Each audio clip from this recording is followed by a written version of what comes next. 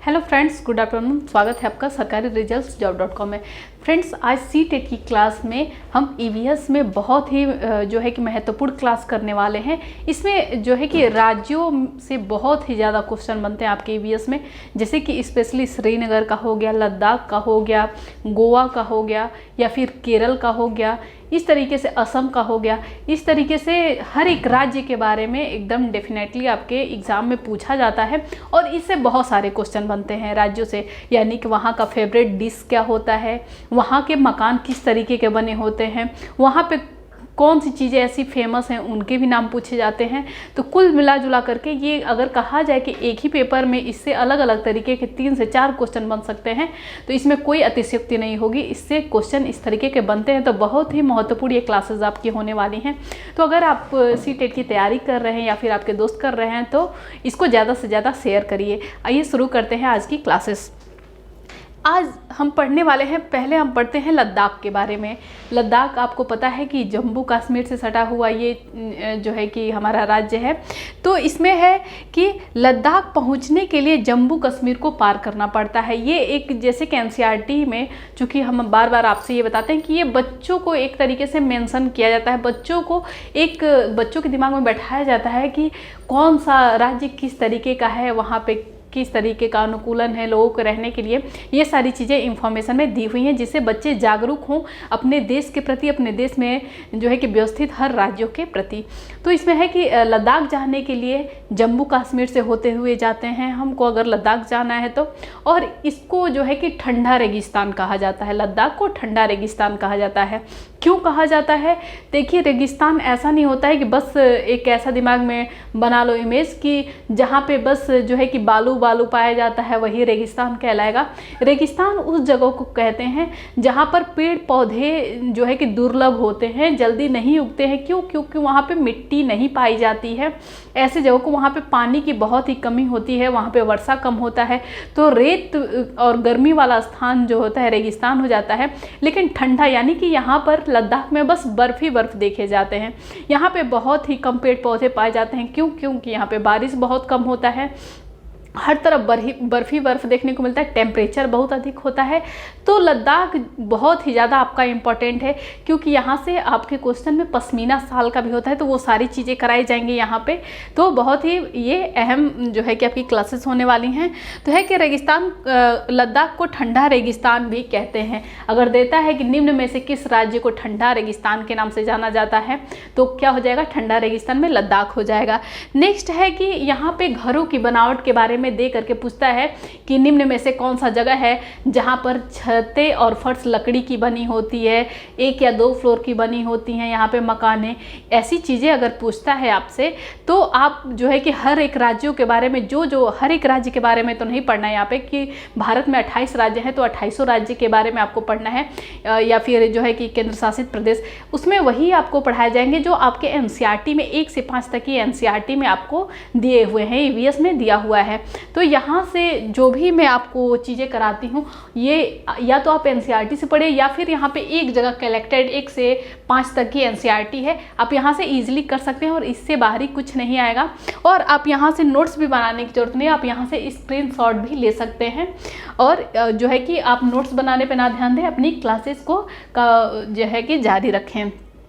तो है कि यहाँ पे 1 या 2 फ्लोर की बिल्डिंग होती है, घर पत्थर के होते हैं जिनकी छत और फर्श लकड़ी की होती है, दीवार मिट्टी की और उस पर चूने की मोटी परत चढ़ी होती है। तो ये आपको पूरा स्टेटमेंट लिख करके और पूछता है कि निम्न में से ये कौन सा राज्य है या फिर कौन सा केंद्र शासित प्रदेश है। इस तरीके से आपसे क्वेश्चन में पूछा जाता है। तो आप यहाँ पर जो है कि जो इम्पोर्टेंट राज्य हैं या फिर केंद्र शासित प्रदेश है वो आपको बताए जाएंगे और आपको यहाँ से जो है कि करना होगा। तो यहाँ पर है कि यहाँ पर जो है कि घर पत्थर के बनाए जाते हैं, क्योंकि यहाँ पे बर्फबारी ज़्यादा होती है तो यहाँ पे घर पत्थर के बनाए जाते हैं। लकड़ी की छतें और फर्श होते हैं कि ज़्यादा ठंड नहीं लगेगी, इस वजह से लकड़ी की जो है कि छतें बनी होती हैं और फर्श भी लकड़ी का ही बना होता है। घर पत्थर के बने होते हैं और जो है कि दीवार मिट्टी की बनी हुई होती है, ताकि टेम्परेचर यहाँ पे जो है कि घर में रहने पे टेम्परेचर कम से कम सही रहे। और वो जो है कि मोटे चूने की पुताई की गई होती है, उस पर परत चढ़ी होती है। तो ये आप याद रखेंगे। सबसे पहले तो ये ठंडा रेगिस्तान है, इसको हाईलाइटेड कर देंगे। यहाँ पे घर 1 या 2 फ्लोर की बिल्डिंग्स होती हैं और है कि यह घर पत्थर के होते हैं जिनकी छत और फर्श लकड़ी की बनी होती है, दीवार मिट्टी की और उस पर चूने की मोटी परत चढ़ी होती है। ये आप याद रखेंगे कि ऐसा किस जो है कि राज्य में या केंद्र शासित प्रदेश में होता है। तो ये आप अगर पूछता है एग्जाम में तो आप लद्दाख लगाएंगे।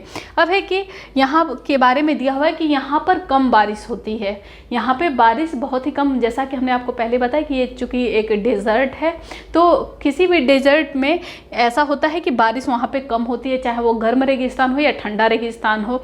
तो यहाँ पे कम बारिश होती है, इसलिए यहाँ पर पेड़ पौधे नहीं पाए जाते हैं। तो ये भी आप याद रखें कि यहाँ पे बारिश कम होती है और यहाँ पर पेड़ पौधे नहीं पाए जाते हैं। लकड़ियों की सीढ़ियों का प्रयोग होता है, लकड़ी की सीढ़ियाँ बनी होती हैं उनका ही प्रयोग होता है। तो ये सब उस राज्य की विशेषता बताएगा और आपसे पूछेगा कि कौन सा राज्य है।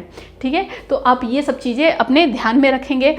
अब है कि मोटे पेड़ का तना छत को मजबूत बनाने में मदद करता है। मोटे पेड़ का तना छत को मजबूत बनाने में मदद, चूँकि आप जानते हैं कि छत बनाने के लिए लकड़ी का जो है कि प्रयोग किया जाता है, तो मोटे पेड़ का जो तना होता है वो छत बनाने में प्रयोग किया जाता है। अब है कि इसमें कि ग्राउंड फ्लोर में जानवरों को रखा जाता है। इसमें घर, आपको पता है कि घर 1 या 2 फ्लोर के बनाए जाते हैं, तो ज़मीन के अंदर भी यहाँ पे बने होते हैं।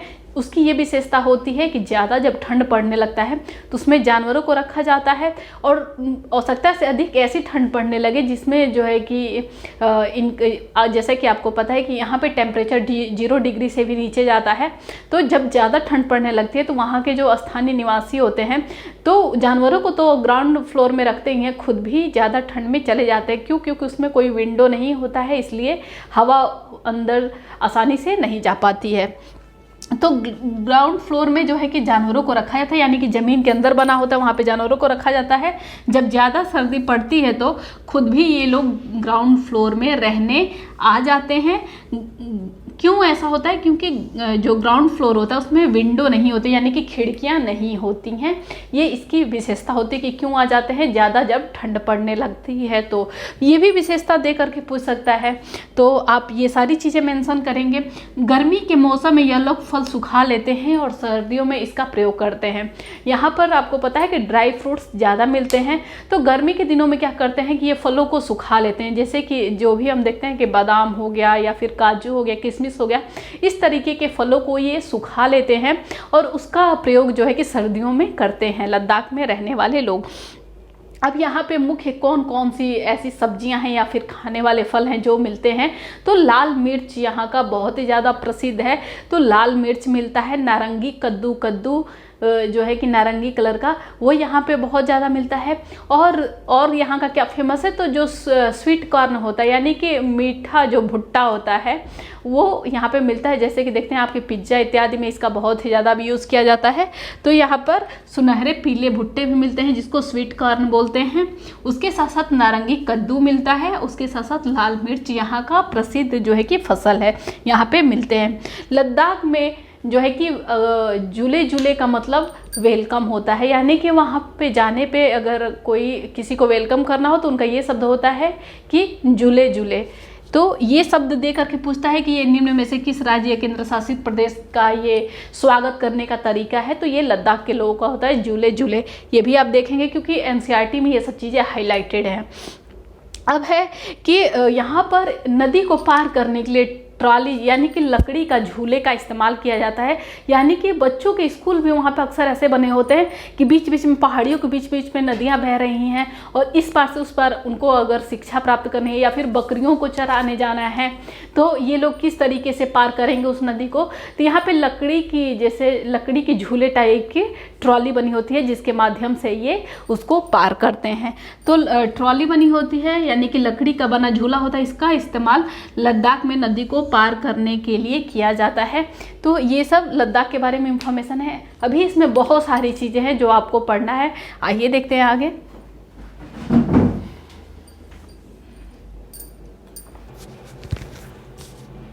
अब इसमें जो है कि चांगथांग के बारे में आता है बहुत ही महत्वपूर्ण। इस चांगथांग से भी क्वेश्चन आपके आते हैं। तो चांगथांग क्या है? तो ये जो है कि पश्चिमी उत्तर जो तिब्बत के क्षेत्र हैं वहाँ पे ये एक पठार है, चांगथांग दर्रा जिसको बोलते हैं। चांगथांग एक पठार है। तो ये इसका कुछ भाग जो है कि हमारे भारत के जो है कि लद्दाख में भी पड़ता है, इसलिए इससे बहुत ही इंपॉर्टेंट क्वेश्चन बनते हैं। तो ये पूछता है कि भारत के किस क्षेत्र में पड़ता है, सबसे ज़्यादा इम्पॉर्टेंट ये है।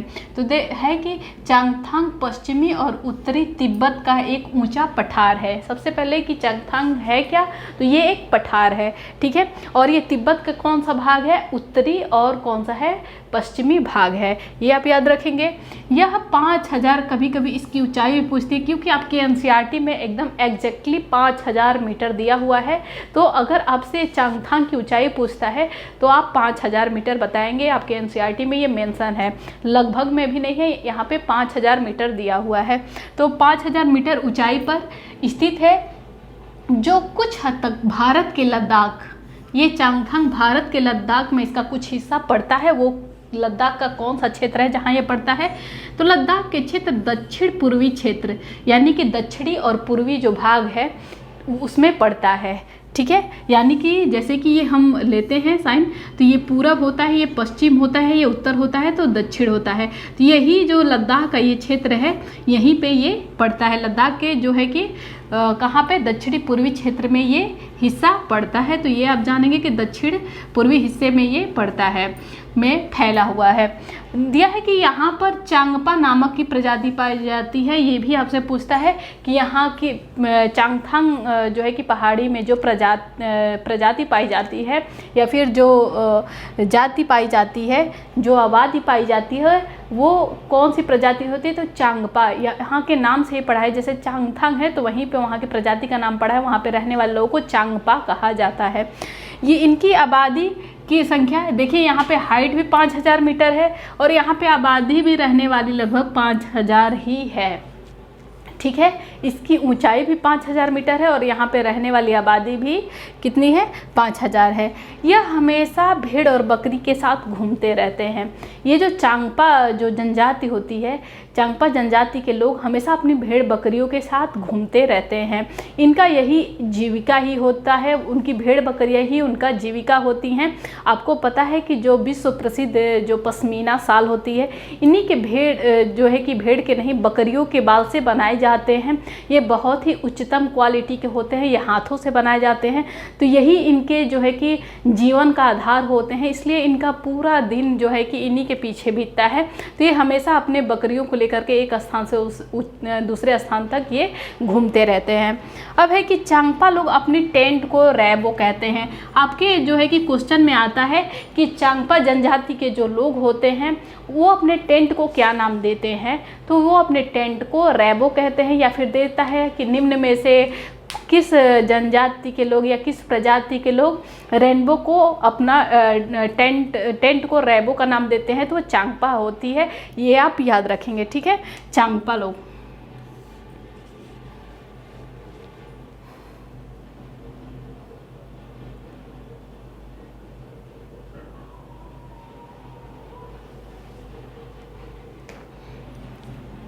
यहाँ पे चांगपा लोग हो गया।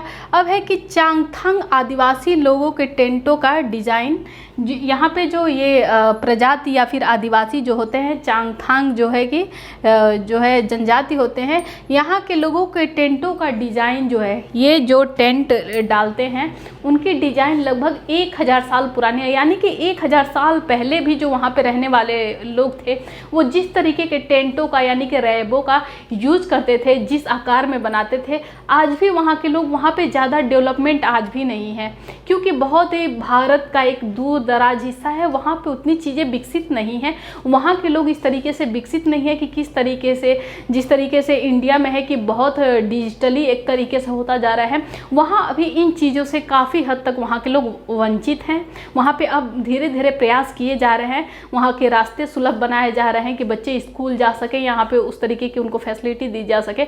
लेकिन वहाँ का जो है कि इन्वायरमेंट जो है, वहाँ की प्रकृति इस तरीके की है कि वहाँ पे ज़्यादा हद तक वहाँ पे विकास नहीं हो पाया है, या फिर उसमें कठिनाई हो रही है लगातार सरकार को, लेकिन उस पर कार्य किए जा रहे हैं। तो वहाँ पे जो लोगों का के घर बनाने का, जिसको रैबो बोलते हैं, जिसको टेंट डाल के रहते हैं वो लोग, तो वहाँ पे जो है कि डिज़ाइन पूछता है, वहाँ आपके NCERT से क्वेश्चन बनते हैं CTET में कि यहाँ जो डिज़ाइन बनी होती है रैबो की, वो कितने साल पुरानी है, तो 1000 साल पुरानी है। वो डिज़ाइन जो है 1000 साल से भी पुराना है। चांगथांग जो आदिवासी होते हैं उनके, ऐसा नहीं कि पूरे लद्दाख में वो लोग रहते हैं। आपको पता है कि लद्दाख में किस तरीके के घर पाए जाते हैं, तो वहाँ पे घर पत्थरों के बने होते हैं, दीवारें मिट्टी की होती हैं जिस पे मोटे जो चूने के परत लगे होते हैं, वहाँ की छतें जो होती हैं, छतें और फर्श लकड़ी की बनी होती हैं। लेकिन ये स्पेशली जो चांगथांग जो पहाड़ी है, जो लद्दाख का जो है कि दक्षिणी पूर्वी क्षेत्र पड़ता है, वहाँ पे विशेष जनजाति पाई जाती है, आदिवासी यहाँ पे पाए जाते हैं चांगथांग, जिनके लिए ये चीज़ें हैं कि आज भी टेंट बना के रहते हैं। इनका डिज़ाइन अभी 1000 साल पुराना जो पहले यूज होता था वही डिज़ाइन का यूज आज भी ये करते हैं। इनमें कुछ विकास नहीं हुआ है, तो 1000 साल पुराना है। यहाँ सर्दियों में हवाएं जो है कि 70 किलोमीटर प्रति घंटा के रफ्तार से हवाएं चलती हैं ठंडियों में। यानी कि यहाँ का टेम्परेचर की बात करें तो 0 से -40 डिग्री सेल्सियस तक पहुँच जाता है। इतनी भयंकर यहाँ पे ठंड पड़ती है। तो जैसे कि आप जानते हैं कि 4 डिग्री सेल्सियस पे बर्फ़ जमने लगता है, और यहाँ पर सोचिए कि -40 डिग्री सेल्सियस तक यहाँ का तापमान चला जाता है। तो यहाँ पे लोगों का किस तरीके से जीवन व्यतीत होता है। अब है कि चांगपा की भाषा में चांगथांग का मतलब क्या होता है, तो मतलब ऐसी जगह से है जहाँ कम लोग रहते हैं। चांगपा की भाषा में अगर पूछा जाता है कि चांगथांग का मतलब क्या होता है, चांगथांग तो एक पहाड़ी का नाम रख दिया गया है, लेकिन एक्चुअली उसका मतलब क्या होता है, तो उसकी भाषा में कहने का मतलब होता है कि चांगथांग का मतलब ऐसी जगह से है जहां कम लोग रहते हैं। तो ये भी आपके क्वेश्चन में पूछ सकता है। अब जो है कि जानवरों के बारे में है कि आपको चूँकि पता है कि इनका जीवन घूम फिर के भेड़ बकरियों में रहता है, उन्हीं के साथ ये एक जगह से दूसरे जगह घूमते रहते हैं। तो ये अपने जहाँ पे रहते हैं टेंट लगा करके, यानी कि रैबो लगा करके जहाँ पे रहते हैं, उसी के अगल बगल जो जगह होती है वहाँ पे चूँकि आपको पता है कि जो भी ये पठार है वहाँ पे पत्थर सबसे ज़्यादा पाए जाते हैं। तो ये क्या करते हैं कि बड़े बड़े पत्थरों के टुकड़े से एक जैसे कि रूम नुमा उसको घेर के बना देते हैं, और उसी में अपने जानवरों को रखते हैं। जितने भी अलग अलग परिवार के लोग होते हैं वो सब अपने अपने जो है कि जानवरों को इसी तरीके से, जैसे कि ये पत्थर का ये टुकड़ा है, चारों तरफ से ऐसे बंद करके इसको, और यहाँ से कुछ छोटा दरवाजा रखते होंगे, यहाँ से जानवरों को अंदर करके फिर यहाँ पे लगा देते होंगे। तो इस तरीके से पत्थरों से घेर करके ये एक जो है कि जानवरों के रहने के लिए जगह बना देते हैं। तो है कि टेंटों के पास एक जगह होती है जिससे ये लोग लेखा कहते हैं। तो पूछा जाता है आपके CTET में क्वेश्चन कि जानवरों के लिए जो चांगपा जनजाति के लोग घर बनाते हैं, यानी कि पत्थरों को घेर करके जो बनाते हैं जगह, इसका नाम क्या होता है, तो इसका नाम लेखा होता है। जबकि वो उनके रहने का जो टेंट होता है उसको रैबो के नाम से जाना जाता है, और जो जानवरों के रहने के लिए जगह होता है उसको लेखा के नाम से जाना जाता है। उसको ये लोग क्या बोलते हैं, लेखा बोलते हैं। तो आप ये भी चीज़ याद रखेंगे। और ये किसकी बनी होती है, ये पत्थरों की बनी होती हैं चारों तरफ से। ऐसा नहीं कि ये पूरा सीमेंटेड या कुछ वेल मेंटेन होता है, ये बस पत्थरों को सटा सटा करके रख दिया जाता है, और उसमें ये अपने अपने जानवरों को रखते हैं। हर एक जो है कि परिवार जो होता है, यानी कि जो भी चांगपा जनजाति के जो लोग होते हैं, वो अपने अपने टेंटों के पास अपने अपने जानवरों को रखने के लिए यहाँ पे ऐसी व्यवस्था करते हैं। अच्छा, ये भी होता है कि इनके जानवरों की जो संख्या होती है, या फिर कैसे पहचान करेंगे, ये भी तो होता है, क्योंकि जानवर तो ऐसा नहीं जानता है कि ये मेरा ग्रुप है, ये दूसरा ग्रुप है। कोई भी बकरी किसी भी ग्रुप में जाके मिल जाएगी।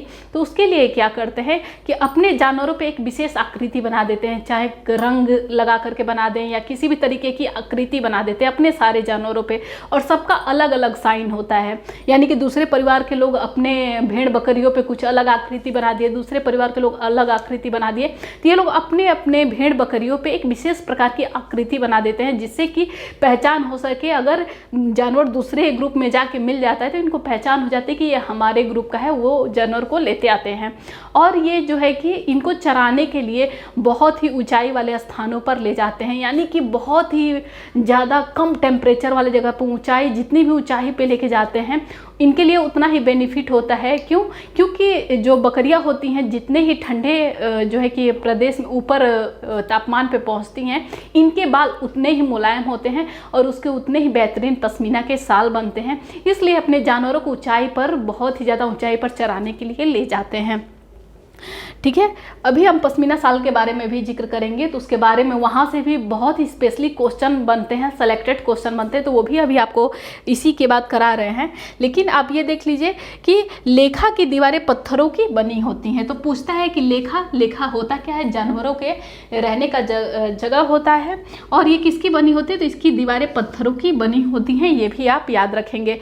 ठीक है, अब है कि औरतें और छोटी बच्चियां, इनमें जो औरतें और छोटी बच्चियां होती हैं यही भेड़ बकरियों को चराने ले जाती हैं। तो औरतें और छोटी बकरियां जानवरों को गिनकर चराने ले जाती हैं। जैसा कि हमने आपको पहले बताया कि काउंटिंग करें, क्योंकि इनका जो है कि रोज़मर्रा और दैनिक जीवन का यही एक आधार होती हैं, यही भेड़ बकरियां ही होती हैं। इनका सब कुछ, इनके कमाने का जरिया यही भेड़ बकरियां होती हैं। तो ये इनको जब चराने ले जाती हैं तो काउंटिंग करके ले जाते हैं कि हमारे पास कितनी है, और वापस जब लाती हैं तब पर भी काउंटिंग करके लाती हैं। और प्लस इनके शरीर पे एक विशेष प्रकार का चिन्ह भी बनाए रहती हैं अपने संतोष के लिए कि ये किसी दूसरे ग्रुप में जाके मिल न जाए जानवर है, तो इस तरीके की आकृति रहेगी तो पहचानने में आसानी होगी।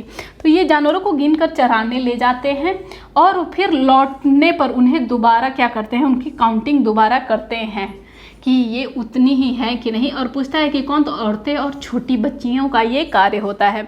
यह लोग अपनी बकरियों को चराने ऊंचाई और ठंडी जगह पर ले जाते हैं। हमने आपको पहले ही बताया कि ये चराने ले जाते हैं ठंडी और ऊंचाई वाली जगहों पर, जिससे बकरियों के बाल जो है कि घने और मुलायम होते हैं। बाल जितने ही घने और मुलायम रहेंगे उतने ही ज़्यादा बाल जो है कि गर्मियों में बकरियां क्या होती हैं, ये बाल गिरा देती हैं या फिर मशीनों से भी इनको निकाला जाता है। तो जो है कि वहाँ पे चूँकि अभी इतना ज़्यादा डेवलपमेंट नहीं हुआ है कि वो लोग मशीनों का यूज़ करते हैं। अक्सर ऐसा होता है कि उनके या तो बाल उतारने का तरीका इतना भयंकर होता है कि बकरियों को काफ़ी दर्द होता है, या फिर कुछ बकरियाँ ऐसी होती हैं कि कुछ हद तक अपने बाल को गर्मियों में गिरा देती हैं, जिसका यूज ये लोग पश्मीना शाल बनाने में करते हैं। तो आइए अब पश्मीना शाल के बारे में देख लेते हैं। उसके पहले आप ये लोग स्क्रीनशॉट आप इसका ले सकते हैं, जिससे कि आपको नोट्स बनाने की ज़रूरत ना पड़े, बस आप अपनी पढ़ाई पे कंसंट्रेशन कर सकें। अब जो है नहीं ठीक है करिए।